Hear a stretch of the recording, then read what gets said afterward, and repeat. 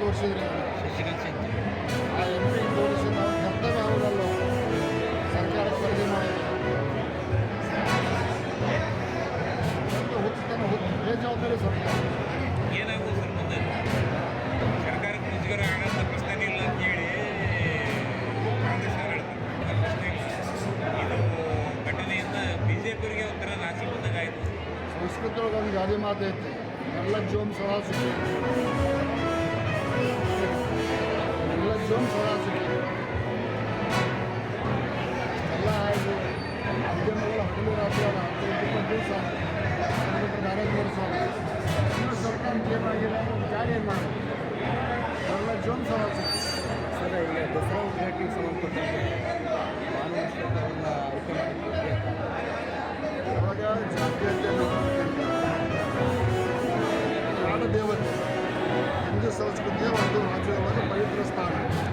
ಸಾಕಷ್ಟು ಜನ ಹಿಂದೂಗಳಿದ್ರು, ಅವ್ರನ್ನ ಕರೆಸಿ ಸಾಕಷ್ಟು ಜನ ವಿಜ್ಞಾನಿಗಳಿದ್ರು, ಡಾಕ್ಟರಿದ್ರು, ಸಾಹಿತಿಗಳಿದ್ರು. ಯಾವುದಾದ್ರೂ ಒಬ್ಬ ಹಿಂದೂ ವ್ಯಕ್ತಿಯನ್ನು ಕರೆಸಿ ಉದ್ಘಾಟನೆ ಮಾಡಿದ್ರೆ ಒಳ್ಳೆಯದು. ಈಗ ಅಪವಿತ್ರ ಯಾವ ರೀತಿ ನೀವು ಕುಂಕುಮ ಹಚ್ಚಿ ನೋಡ್ರಿ ಅಂತಾನೆ, ಮುಸಲ್ಮಾನರಿಗೆ ಕುಂಕುಮ ಹಚ್ಚಿ ನೋಡ್ರಿ.